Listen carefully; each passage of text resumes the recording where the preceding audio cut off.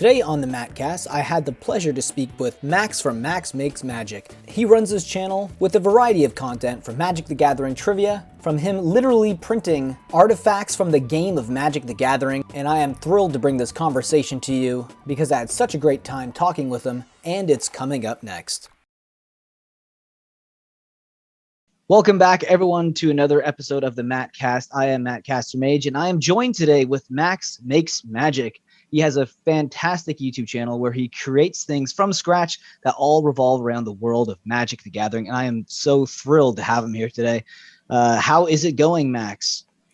Not too bad. Yeah, absolutely. It's a Sunday. Let's say that. So. Yeah. Sundays are usually the days I try to relax. I don't usually get too much things done on Sundays. I don't know. Are you the same way? I'd like to be, but I'm training for a marathon at the moment, and so wow. Yeah, it's going okay. But yeah, I did a 7-mile run today, and that's a lot. So over the next couple of weeks, it's just going to get longer and longer. So is this your first marathon you're doing? Yeah. It's I'm getting on in age, shall we say. I'm only 35, but it's like I want to be able to say that I've run a marathon, and I managed to luckily get into the London Marathon, which is actually quite tricky to do if you're. So I got in through the ballot position, which is like there's 20,000 people or so that get in through that. So yeah, managed to get in through that way, which is fantastic. I am running for charity, a couple of local charities and the like Alzheimer's research in the UK, which is pretty sweet. But yeah, I was supposed to run it last year. Obviously, world events conspired to give me an extra year's worth of training. But it is what it is. So yeah, it's hopefully going to happen this year, and I just want to get it done, get it out of the way, and say that that's a thing that I've done. I think that'll be pretty cool. Yeah, that's amazing. As someone who's never ran a marathon, I think that's very impressive. And we actually are in comparable ages. I'm 33, so I am also getting up there in age. So maybe in 2 years, I'll join you in a marathon running. I have a brother who runs marathons almost twice a year. And he didn't also start running them until he was around in his mid-30s. So maybe it is one of those like mid-30s crisis things where a lot of men just start to think, hey, I need to start running and get rid of the beer bellies. Yeah. There's definitely an aspect of that. Yeah. Yeah. Well, do you play any sports at all, or is this the first time like really trying something for the first time that is exercising more extensively? It's kind of the first organized thing I've done. I don't really tend to play any team sports, shall we say? Okay. But so I like cycling. I like running. Just to keep fit mostly. It's not anything more deep than that. Nothing overly competitive, I guess. Well, it is competitive if you are like trying to at least get a fair number in the no one wants to be last place necessarily in a No, exactly. Yeah, so there is some competitive nature to it. So I was before we jumped on the call, I was looking at your background. That is quite the display. I'm seeing a lot of pop toys there. Do I see GoldenEye in the background? That is my actual copy of GoldenEye 007 from 1990 something. Oh wow. I could have I got rid of a lot of my old consoles, so it's like when was the last time I ever like touched this thing? But that's held some really fond memories for me, and it's one of those things where it's like I know I'm never going to be able to play if I want to play this, I'm going to have to go and buy a new console for it. But it's there, and if I want to play it in the future, there's the option. But it's the memories for me. It's definitely one of those things. I have very fond memories of that game, and that's how I was so easily able to notice it in the corner there, even though it's quite in the distance, but I could make out James Bond's head right there. Yeah, absolutely. A very iconic cartridge. I remember the first, first person shooter games that people usually discovered, if they're around our age range, would have been either, GoldenEye or Doom. Oh yeah, no, absolutely. And GoldenEye was one of the weird ones. Like, this is not Magic at all, but like the GoldenEye trivia is great. Like, I think the multiplayer was not even added to the game until like the very Mhm. last second, and it was created by a bunch of people who'd never written a video game before or something Yeah, mad like that. right. So, Yeah, the history behind it is fascinating. But and again, such an iconic game. they did it so well. Like it's such a tight game, especially in the. I think one of the things that we've lost from modern video games a lot is the concept of like local multi. I mean, obviously, Smash Brothers is a Mhm. thing. I probably have the N64 version of that somewhere. Mm. But yeah, beyond that, there's not really the same sort of local multiplayer feeling that you get from games these days. Is all you're on your own console playing random people on the internet. It's like that's fine, but if I just want to have a bunch of mates over Yeah. and grab a bunch of controllers and just have fun, what are my options these days? I honestly couldn't tell you. So well, that's why Magic is such a great, in-person game. But yeah, you definitely get some of that with those older games, the split screen multiplayer action. Oh, I used to love Turok for that as well. Turok had that God, functionality. yeah. Now we're getting into the old The school. old school games. Oh yeah. Yeah. We're supposed to originally talk about Magic, and now we're talking about N64 console games. That's how That's the fine. Mattcast goes. So in terms of your YouTube channel, so what ended up making you just consider making YouTube videos in general? Because you're quite the artist. I've been watching your videos. I've been watching you for a while, I should say, but Oh, thank you I very much. refreshed myself more right before the interview when I was reaching out to you. And wow, I have to say, you do some fascinating work. And why don't you tell the viewers a little bit about your videos? Yeah. Okay. So at the moment, the channel's sort of in a bit of a weird trifecta of. So I run a Magic the Gathering quiz called Battle of Wits. I do quite a lot of short videos now. So sort of 60-second long Magic rules bits, which are going over quite popular. And also, making stuff on my 3D printer. So in the background, you can see this is my monarch crown. Yep. So if you want to be playing commander and you want to work out who's the monarch,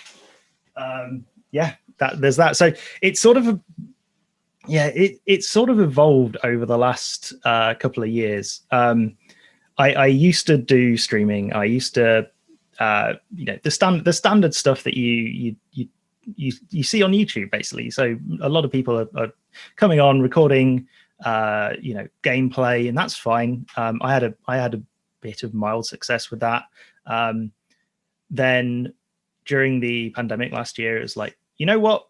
I've got an idea. I'm going to make it. It is going to be a quiz game based around Magic the Gathering, and I'm going to try and get a bunch of people on. And I've got no idea how this is going to go. So I'm going to ask some of my friends to be on, and I'm going to ask, going to talk to some famous people.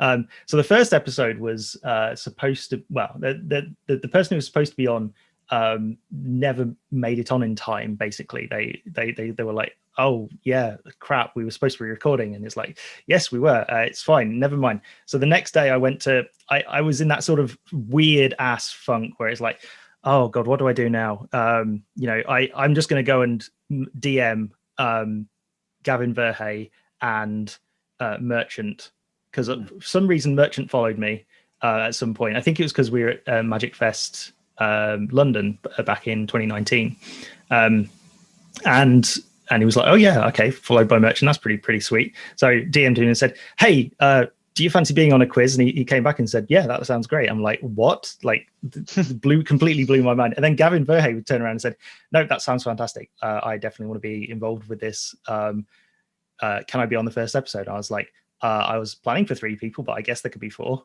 And yeah, so that was the first episode, and that sort of set the scene for Battle of Wits. And it's going quite well. I've just filmed, like literally last night, filmed the 3rd semi-final of the. So we had a regular season of about 8 episodes, and we've had 3 semi-finals, and there's going to be a final for everybody in the next couple of weeks, which will be pretty exciting. So that's going to be quite nice as a compact 12 episode season of Battle of Wits.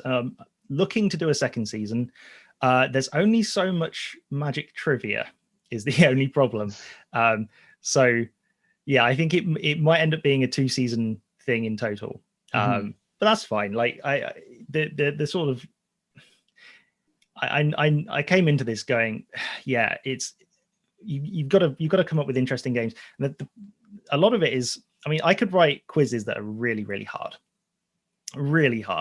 and I could say, you know, what is the name of what is the name of the sword that removes the powers from mages on this certain plane, and it could be made out of Ethereum, and people were like, I've got no idea. And then you're like, oh, it's obviously a mana blade from Agents of Artifice, and it's like, okay, fine. But you know, if you haven't read that book, I mean, that's probably one of the tamer questions. That's probably one of the ones I'd put in the semi-final, which is like, you know, that's kind of a lore-based one. But because of the, you know, Magic's been around for what, 25, 30 years at this point. I can delve back into, you know, 20 years ago, like, I don't know, early 90s knowledge about the game, and come up with some trivia that nobody's ever going to guess. But that's not really fun for people to come in and just be thrown a lot of questions and me going, I'm smarter than you because I've got access to a wiki and you don't. So I do try and add a bit of fun in there. So there are quite a lot of rounds which are, let's say, less skill based. So you still have to know things like card names. So one of the more popular ones recently has been Cattle of Wits, which is just I take Magic card names and then switch a letter out for a different letter. So like, instead of lightning bolt, it'll be lightning boat, and I come up with a card that looks that could feasibly be a lightning boat. So like, it's a hasty vehicle that deals 3 damage when it attacks, for example. That's a lightning boat.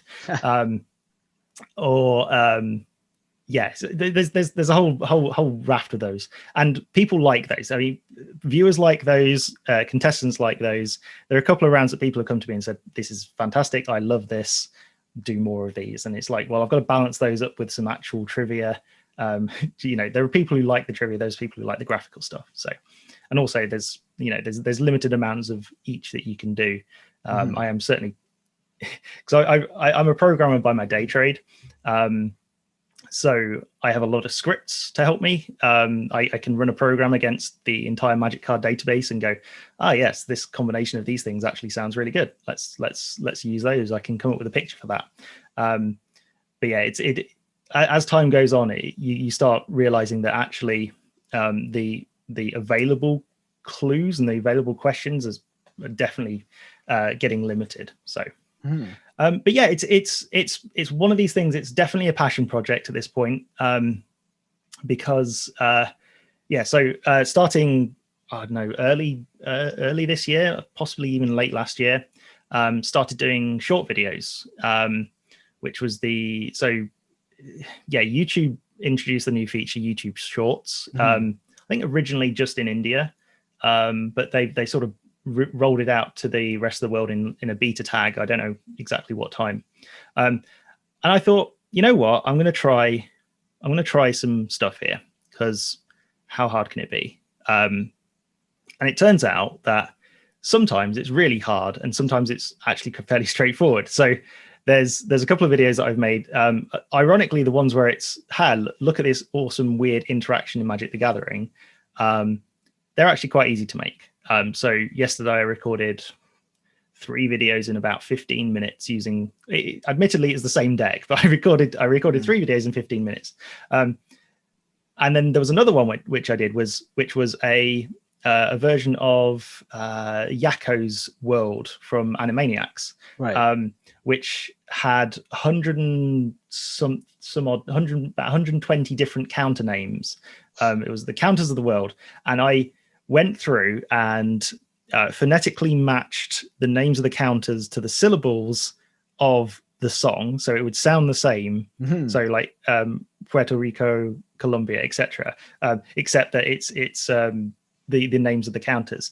And then I had to record that, and then I had to record me singing that, and also record me lip syncing that. And that is probably the most effort I've gone to for a minute of video Yeah, in that a very sounds. long time. Is that one out yet? That one you said is. Yes, That one that is is out. I that missed is that out. one. Yes. Wow, that Yeah. sounds incredible. Yeah. Because I remember that exact rhyme when I was a kid too. So you're targeting my exact demographic with that. It's surprising how I think a lot of the audience for my videos are around the same sort of age. So I'm kind of playing off the playing off the fact that it's like, oh, there are definitely people out there with my sense of humor and the cultural references, etc.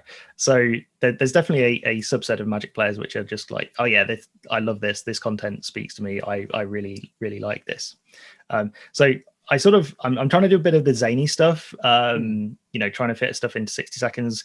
The rules interactions are actually really good. I've always been interested in rules and weird interactions is mostly the thing. So my most popular video, or at least I think one of the it must be at this point, I think it's got like 150,000 views, is where you take an artifact and through a convolution of processes, you basically turn it into a permanent that has no types and no colors.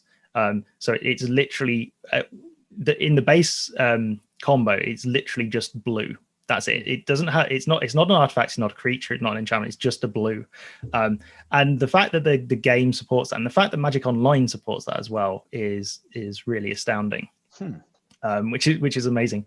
But yeah, it's at the moment it's difficult to find more things that are interesting. But when you get like all these new cards keep coming out, like Mutate is a really weird mechanic. So Mutate has been a lot of videos so far because you just get some really weird stuff going on with it.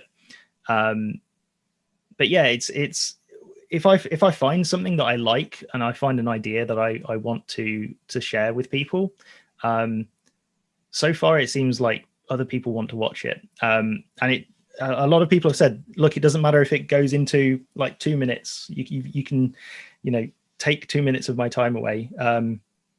So I did a too long didn't read version of the Strixhaven story, for example, which sort of dipped into 2 minutes because 12 seconds per. So there were 5 stories in total. I think 12 seconds per story would have been impossible.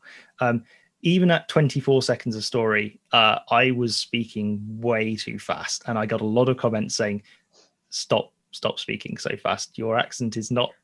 I like to think I don't have much of an accent. I mean, obviously a British accent, but I like to think I within sort of like the British accent, I don't actually have one of those.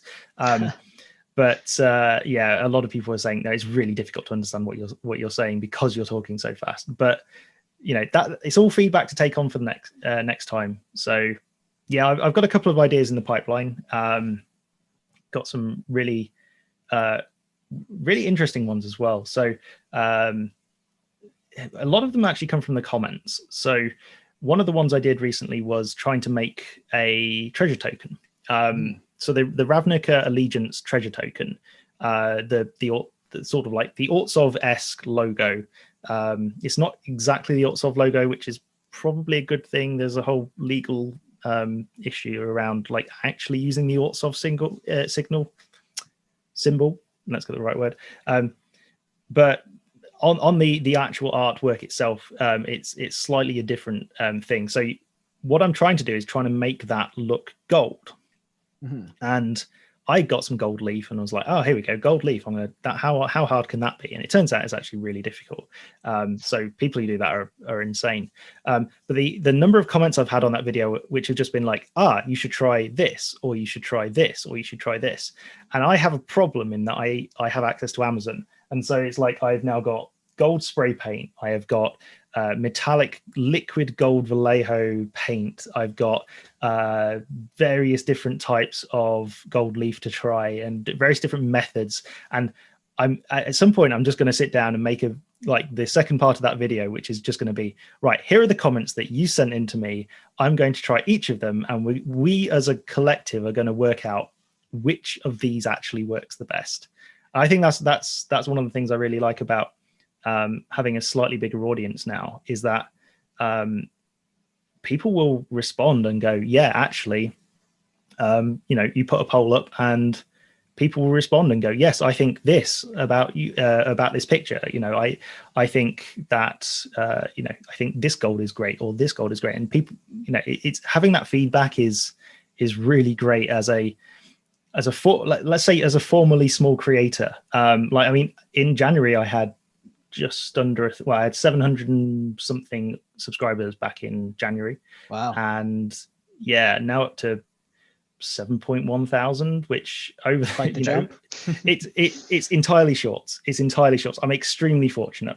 I'm just going to say that it's one of those things where YouTube sort of said, we're going to promote you, and that's gone reasonably well over the last couple of months. I think it's slightly dipping off now. I don't know if there's a sort of I've had that same experience where it's been dipping off recently. But so when your channel started getting picked up, it was right around January, February. Yeah, exactly. Yeah, that's same as mine. That's really odd.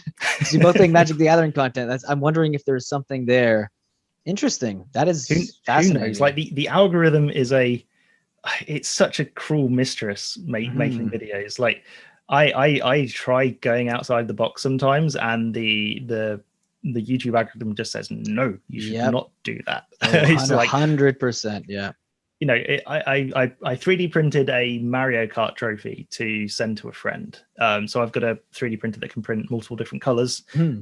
So I printed a Mario Kart shell with white wings and a blue body and like the pink underbelly, and so it looked the part. Like it looked pretty sweet, and then stuck it on top of a gold base, and that was a short. And it's like, we'll see how that goes.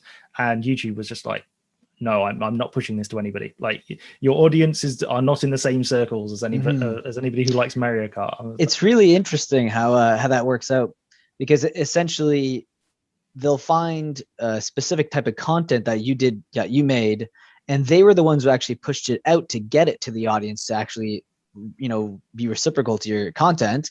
But then if you deviate too far from that, it's like, no, we gave you the option. you gotta stay with that in that lane, or else you'll be punished by the algorithm. It's a very exactly how I feel. Exactly how I feel. It's like, Max, you are now the person who makes the short videos about the rules. Like that is your niche, and that's fine. And we're going to give you, if you do that, we're going to promote it to people. Yeah. So as soon as you dip outside, it's like, is it over 60 seconds long? Or I'm not sure about that. Or is it non-magic related? You know what? I feel like we're in that kind of same boat. Your channel's a little bit bigger than mine, but we're kind of in that same small creator boat where I think it's really about just persevering at this point. And then eventually, if our channels do grow a little more, I think YouTube will be a little bit more generous with the algorithm. Because I find content creators that are, let's say, well, definitely 100,000, but even like 20,000, it doesn't matter as much what content they create. They'll get at least around 1,000 views minimum. And usually 1,000 views is an okay amount of reach to get new subscribers and make your channel grow. So I think, your content, I love it. I'm actually surprised that your channel isn't at least 10,000 by now, but I guess it's such a short period of time though, because you've really started getting traction. Eventually, I'm sure you'll get there. Maybe I will too, hopefully. But honestly, I'm not banking on anything. It's I'm not relying on this like for any sort of financial stuff, and it is just a hobby for me. And I mean, it is a hobby that I'm getting slightly more successful at. And obviously there's the allure of the sort of YouTube, monetization, and the sort of the Patreon, and like, there's so much you could do, like monetize people. It's just like, I'm getting to the point where it's just like, well, you know what? I mean, recently I had sort of not even an epiphany, but it was, I went and said, I don't want to play the game anymore. It's like, if you want to give me a tip, like Patreon tip, whatever, it's like, I have one tier. It is literally keep doing what you're doing, and that's it. It's like there's no other benefit to it. It's just, if you want to see me continue to make videos, here is a Patreon tier. I don't need the support. I like the support. I don't need the support. I'm happier if people just watch the videos for free. Like, as long as that there are people watching them, and I'm not just spending my time I think that's the big thing for me. So as long as people are actually watching videos, and I'm not just making them and throwing them into the ether, and then just disappears. Yeah. Well, exactly. Yeah. It feels a lot better to me as a creator, and I know there's a lot of small creators in the same sort of boat where it is a passion project for them. And I know in the UK that we are getting, for me, I keep getting sent stuff from Wizard of the Coast, and that's being extremely fortunate. Wow. Well, I think different regions have different levels of support. So I think in the US, there's so many more creators that the support is sort of spread out. And I think like Canada I think Canada falls into that the sort of US Canada region. I'm in the Canada region, so I don't think there's a lot of support for creators in Canada from Wizards, at least. I've certainly not seen, like, for example, the Spike Feeders, who are probably one of the more well known to me, at least. They do competitive EDH. I think are Canada based, and I don't think I've seen much in the way of anything from support for them from Wizards of the Coast. Certainly, I've not seen anything. Maybe there's just no head office locations at all there. Maybe there's no way to actually get to us without paying exorbitant fees through. What I do know, when I opened up my double masters packs, there was that redemption code that you could actually cut off of the bottom of the VIP pack and send it in. So I did end up getting something from Wizards Coast technically, but it was a redemption code. So I did get something. So at least they're supporting small creators. Yeah. I mean, and they sent me, like, I don't know if it's here, but they sent me the Christmas card last year, which was kind of cool. Oh, wow, that's cool. The content creators Christmas card, and it had the holiday card. Yes, that's 2020, which was amazing. I did a video on the best holiday cards in Magic, a top 8 video on that. I had the green screen set up for everything. Fantastic. For that video. Yeah, it was. I love those cards. They're so good. Yeah, they're amazing. I've had them on the quiz before. I think it was episode 5 with Chase, because and it was just like, which of these is not a holiday card? And Chase was like, no, I know exactly which is it, because I just love these. I love these cards, and I'm the same. I think my favorite is probably, I think it's Snow Mercy, which is the enchantment which untap, tap, untap. I love it. And it just it's just like, it's just such a good play on words too, for such an iconic card in EDH as well. Yes. Yeah, exactly. Yeah. And the great thing about them too is that, for a trivia, it's great because so many uncards could easily play into that category. So it could really stump people if they aren't too familiar with it. Yes. Yeah. In fact, our sneak preview for the upcoming quiz, I do a round which is Heroes of the Realm cards, which are the Wizards employees ones that get given out I think it started in 2016, and we're only just seeing the 2019 cards come out. But they all have really, really interesting abilities that are sort of specific to the Hasbro division that they work in. Like, there's a couple of Dungeons and Dragons ones, there are Magic the Gathering ones, Magic Arena. I did a round last night where one of the cards was silver bordered, and 11 of the cards were these heroes cards, and it was like, well, which one's which? And it actually stumped quite a lot of the people on the quiz. So we had at least 2 goes round of people going, that can't be, that must be a fake. And it's just like, nope, this was on a card given to an employee, and they were like, fine, all right, okay, if you say so. But yeah, it's there's a whole lot of avenues for weird stuff in Magic, and it's one of those nice things where you can just go on the wiki, for example, the fandom wiki, and hit random and just spend, I don't know, 10, 20 minutes or an hour, like even up to an hour. When I'm making quiz, I'm like sitting there hammering random, looking for some nugget of new information that I can sort of spin out into a different question.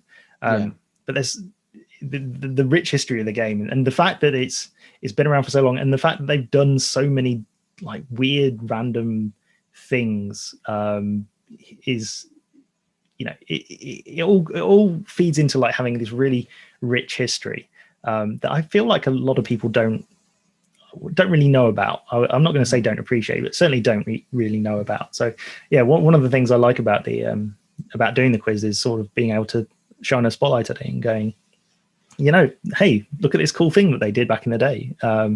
And people are like, oh yeah, okay, wow, that's a thing I didn't know about. So yeah, it's always good. No, I love tuning in on the quizzes. Maybe I can be on one in the future. Absolutely, yeah. We'll have to. I'll have to send you the link to sign up. The season 2 booking is looking a little bit chunky at the moment. So, but I'm trying not to sign too many more people up. But no, absolutely. If you're into Magic trivia, we'll have to definitely have. Yeah, we'll try. Well, when it comes to lore, I don't know how great I'll be at lore, but when it comes to maybe talking about just specific sets and maybe the history behind that. Speaking of trivia, I actually wanted to give you a little trivia quiz as well. Oh, I'm going to be awful at these. It's going to be really bad because I'm sort of the master. Well, I say the master, but no. Well, this is more. This is not lore well, not really lore related, more just set related. Okay. So it's not. There's just 3 questions I wanted to quiz you on. I just want to make sure I have them here written down. Okay. All right. Perfect. So, okay. Which was the first set to have slivers? The first set to have slivers. So I'm pretty sure that slivers were originally a Dominarian thing, because obviously they were in Future Sight. So it's going to be one of the old sets. It's going to be one of those really old sets. I'm going to go like Urza's Saga or something like that. That's going to be my guess. No, that's not it. It's a Tempest. Tempest. Oh God, yes. Set. Yeah. No, I now you say that, yes. Which is the first Magic the Gathering expansion set? Ooh, first expansion set. It's probably Arabian Nights, right? Because that is correct. Yeah, you got it right. You got it right. Yeah. Oh, that was obviously the first one where they were considering, because obviously you had alpha and beta and revised. Yeah, which are all ABU, so they weren't part of the expansion. Yeah, and then they were considering changing the card back on Arabian Nights to a really gaudy pink and yellow scheme, and I think somebody convinced them in the end that was a terrible idea. Yeah. And so we've been lumbered with the same card back for 25, 30 years. I feel like that's one thing that has to stay the same, those card backs, just for the consistency of the game. Pokemon, absolutely. Even when Pokemon broke away from Wizards of the Coast, they still kept the same card back because they realized that it's part of the long collecting for players in the future to get into. So one last trivia question, and that is, what is the second lowest printed set in Magic the Gathering? Oh, are we talking full sets or full sets? Yes, full sets. Second lowest printing. My initial guess is going to be that the low printed sets are going to be the really old ones. So, is it beta? No, Arabian Nights. Arabian Nights again. I did Arabian Nights again for that one. Wow. But beta was the third lowest. Okay, close then. Close though. Yeah, obviously in the early years of the game, they weren't at quite the same sort of level as they are now, shall we say? No. Fantastic. No, those are good trivia questions. Yeah, you did pretty good. I mean, considering a lot of people, I don't think would have got that. It depends on how much you actually follow this. You do more lore though. I know that. So maybe I was throwing you a bit of a curveball with those questions there. No, that's absolutely fine. I love all kinds of trivia questions. They're all good. Yeah, maybe I can be a host. One of the trivia things one day. Nice. Yeah. Based on set information. Okay. Well, Max, it was an absolute pleasure having you. I really enjoy your content, and I think everyone should go check out his channel and show him some support as well. And maybe we'll see you make some more stuff with your 3D printer one day. Absolutely. Thanks for having me on. Yeah, no problem. Being a patron will help me produce more market movers and add to the funds that I will use for my random buys and also to my coffee fund, because I drink a lot of coffee for these videos. And here you can see a link below in the description that will give you all the tiers and what you get in each tier. So I hope you guys click and think about joining. And with that, I'll see you next video. Think about supporting the channel in that way. If not, subscribe, like, leave a comment, and I will see you again in the next video.